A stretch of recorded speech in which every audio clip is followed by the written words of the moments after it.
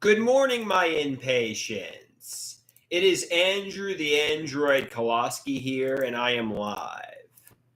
So I saw a post by someone that said, I killed the monster, or I killed the bunny. And I got idea of reference that, you know, after torturing me, my mother, father, stepfather for many years, they, with premeditated intent, gave me the HIV scare and pharmacologically abused me and conspired into torturing me. Realize this is, without a doubt, an idea of reference delusion. Everything is as it appears to be on the surface. Everything is as it appears to be at face value. You know, no one killed the monster. No one killed the bunny. I think everyone is lying and there's hidden realities. It starts with my mother, father, and stepfather, but trickles down to everyone in my life. I don't know who to trust, who to believe, who is being honest and transparent with me. Is anyone? Like the Aristotle proverb goes, liars when they speak the truth are not believed, or the quote from the Sir Walter Scott's play Marry Me On, oh, what a tangled web we weave when first we practice to deceive. As the great Dr. Garrett once said, if Aristotle were a psychiatrist, he might have said, psychiatric disturbances lead people who have ideas of reference to perceive others as lying when they are telling the truth. Your own mind is your worst nemesis. Your own mind is your persecutor. Even if it feels suspicious to me, take them at their word because they've proven themselves trustworthy. No one is lying. It's all psychosis. Catch it, check it, change it. There's nothing to disclose or confess to. Stop toggling from they love me to they conspired into torturing me back to they love me. People won't understand the way my mind works, and they'll leave my life because I'm getting rapid delusional mood swings about them. In delusional moments, I think they've betrayed me. But if anything, I betrayed them and owe them a tremendous apology. There were no sadistic persecutors. I was sick with mental illness. That's it. That's it, quite simply. I was sick with mental illness. No one has betrayed me in secret. And when I see ideas of reference like I've killed the monster or I killed the bunny, realize, nobody was trying to torture me. This is ideas of reference delusions. Plain and simple. And it has nothing to do with me, the post on social media.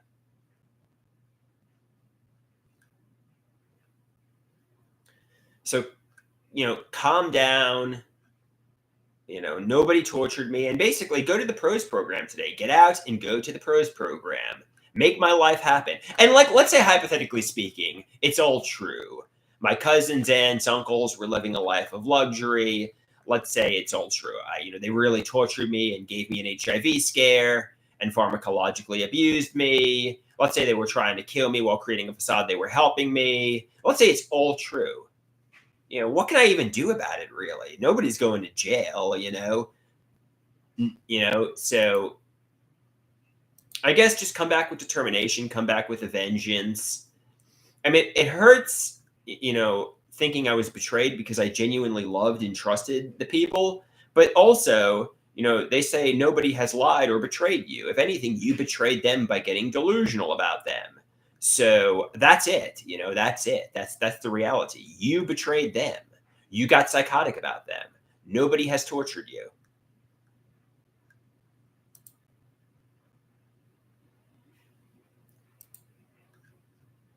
It's really that simple.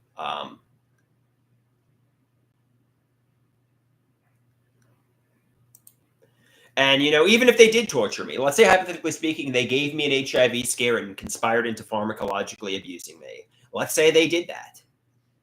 I mean, nobody's going to jail for it. Did it lead to a descent into madness, psychiatric hospitalizations, suicide attempts? Yes. But realistically, make myself successful, come back with determination, and make my life happen, you know?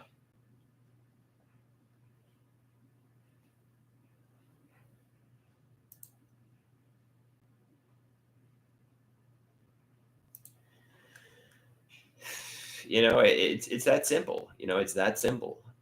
But also it's important to realize, like Dr. Garrett said, they are telling you the truth.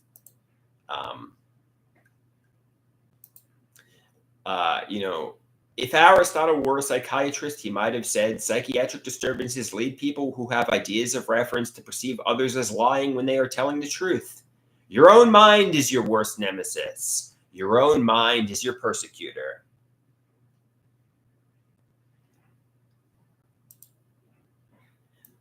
Nobody is lying to me. Go out there, go to a prose program, make my life happen.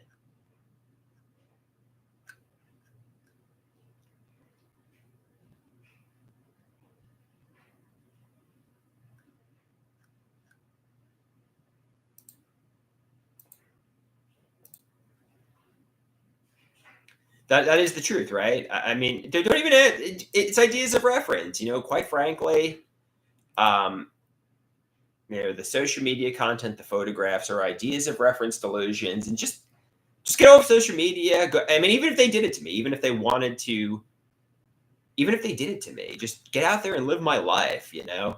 By sitting in solitude, posting on social media, I'm wasting my life, pouring my life down the drain. Even if they conspired into torturing me, and it was bad, it ended really badly. Even if they did it to me, I'm going to be angry if they confess to it. I'll probably want to scream, shout, and stuff. But they're not going to confess to it if they did, which there's nothing for them to confess to. Yeah.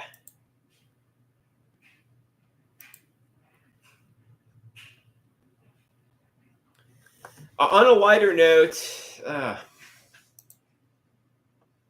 everybody's like, just get off social media and go to the pros program. Maybe you'll meet somebody new, and try to trust them. Try to think they're being honest and transparent with you, and they don't have nefarious intentions.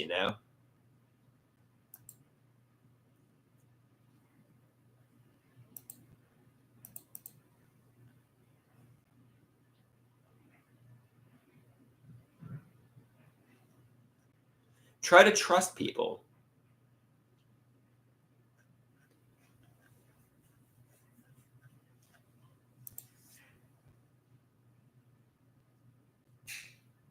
I feel like that there were definitely hidden realities, but it's not so. It's not so.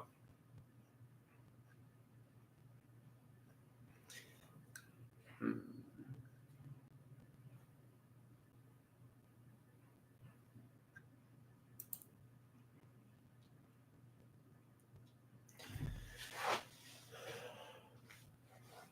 You know, I want to scream, somebody tell me the truth, but they are telling me the truth.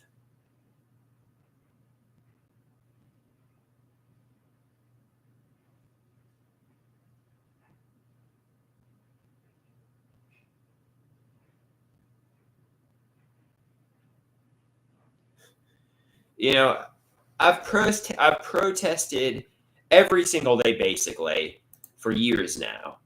And, if they're lying and I later find out they're lying, I mean, at this point, just take accountability and admit it, just, tell me why you did it, apologize and admit it. But, there's nothing to admit to, there's nothing to confess to. Psychosis can make it feel like people are lying when they are telling the truth, you know? No one had nefarious premeditated intent to give me an HIV scare. Nobody wanted to pharmacologically abuse me.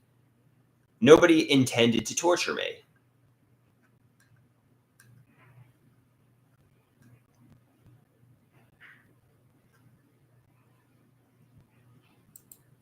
It was really an accident. I stepped on something that, and I chose to take HIV PrEP.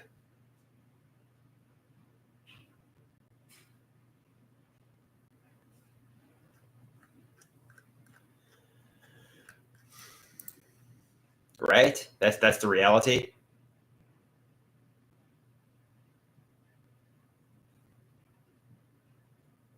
Is that the truth?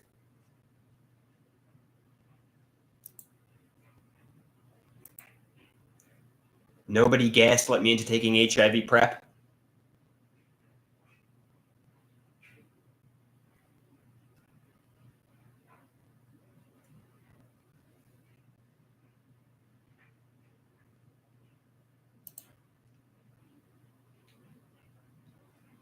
You realize I'm getting suspicious, but trust people. Trust they're being honest with me. Trust they're being transparent with me.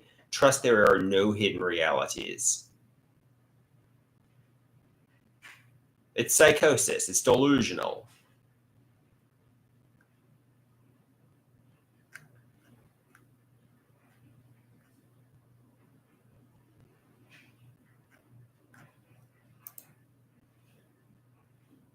Somebody says, "Yeah, I'm going to go to the pros program momentarily. Yeah, I'm just finishing up my wash, and I'm going to head over to the pros program, Tiger." Sleeves says, "I think you basically gaslit yourself." What do you mean by that, Sleeves? You think I convinced myself that there were nefarious realities when I don't look at the bigger picture? What do you mean by I basically gaslit myself, Sleeves? I think it's delusional, but try to see things for as they actually were, which is I was at an upscale lounge. I stepped on something that, to my knowledge, nobody placed, and I chose to take HIV PrEP. You know, should should Dr. Garrett have asked, was it a hypodermic needle? Probably not. But also, that's a legitimate question. Should my mother have taken me over to the emergency room? Probably not. But I was saying it might have been a hypodermic needle. So you know, ultimately it was my choice. No one had me at gunpoint and forced me to put the HIV PrEP in my mouth. I had a panic attack and chose to take it. And no one had nefarious intentions or premeditated intentions to get me to take it.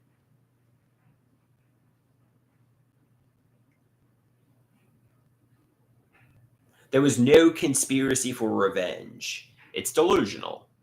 And, I betrayed people by getting delusional persecutory delusions about them. I owe them an apology. I should say to them, I'm so sorry. I accused you of being a monster behind a mask. I'm so sorry I accused you of torturing me. You didn't. I was delusional. I was sick with schizoaffective. Um, you know, you were nothing but loved ones to me. You were nothing but a loved ones to me, and thank you for what you've done. And when in moments of clarity, I'm able to see the love me and my family and people shared. But I think mostly those people don't want an apology, and I'm not planning on reaching out or giving them an apology.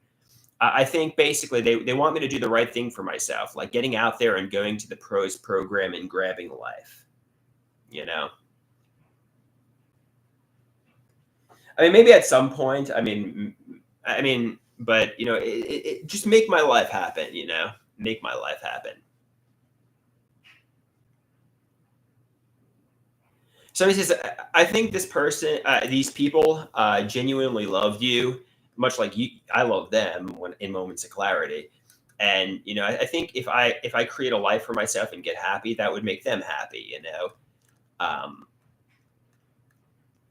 much like I want them to be happy. All of these people, they were my friends and family. And you know, I was psychotic. I was delusional, and I'm sorry. I'm sorry it ended the way it did. But assuming there were no nefarious intentions, which there weren't, it's delusional. I wish them nothing but the best, much like they wish me nothing but the best.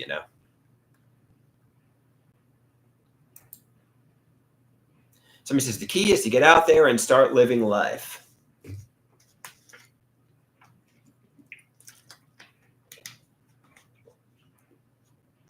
Somebody says, you got the big dog energy right now. You're going to knock it out of the park at the pros program. Oh, oh, oh, oh, oh, oh. Yes.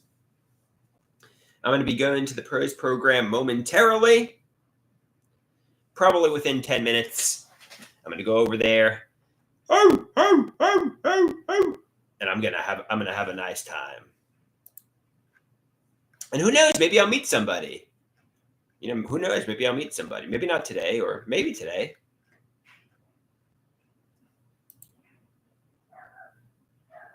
Because I am the big dog. I am the big dog.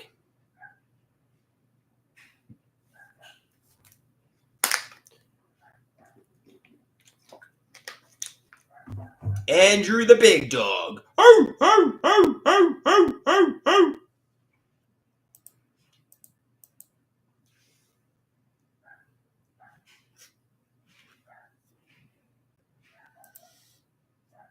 It's all good. It's all good.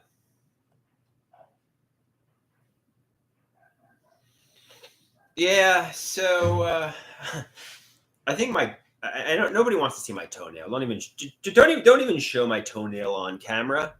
Just take action, make an appointment with the foot doctor, get my foot measured, and get a good pair of running shoes. I think the reason my toe keeps getting bruised is because my ill-fitting shoes. I got a new pair; they're ill-fitting too. Make my life happen. You know, go out there, go make a doctor's appointment with the foot doctor, get my shoe measured, and get a new pair of running shoes. A good pair. So he says, you got to go easy on that toe. Yeah, if you keep bruising your toe over and over and over and you keep inflaming the toe, maybe it will lead to toe cancer. So you got to get a good pair. You know, so somebody says, make that doctor's appointment and get a nice pair of running shoes. It's a really great idea. I'll show you my toe. I think it's getting worse, if anything. It's getting worse and worse every time I run, and I run every day.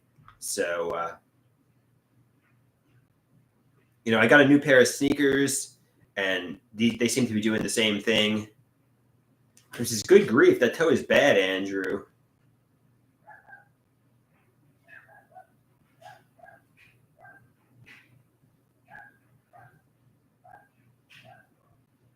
So he says, you got blood under that for real. Yeah. So he says, it'll go away. No, I know, but if my sneakers just keep doing it, if my sneakers keep bruising the toenail, which I think is what's doing it, the sneakers I'm running in, it's not going to go away because I do it to my foot every day. You know, I keep bruising it every time I run at the gym.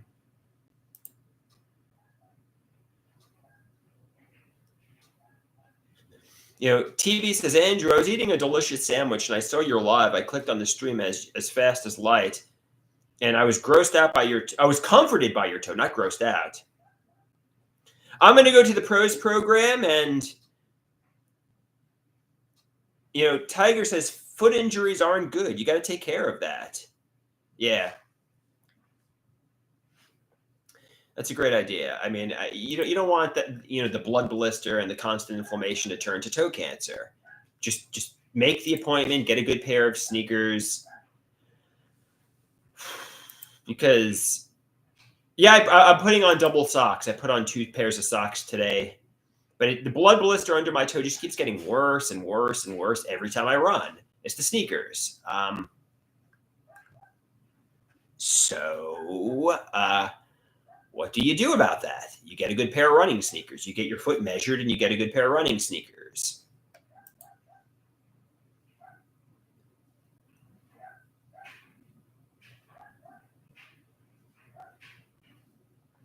Patrick says, stick to go into the pros program, go there today, and, go to the pros program today. And I think maybe I'll leave right now. I think maybe I'll go over to the pros program and give it a fair shot.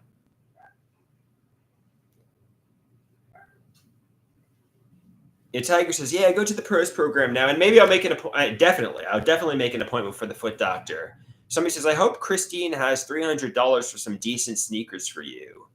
Yeah, because really, my toe is getting bad. I don't really know what I'm going to do at the pros program, but it's getting out and living life. It's better than sitting and posting on social media. So get out there, live my life, make my life happen.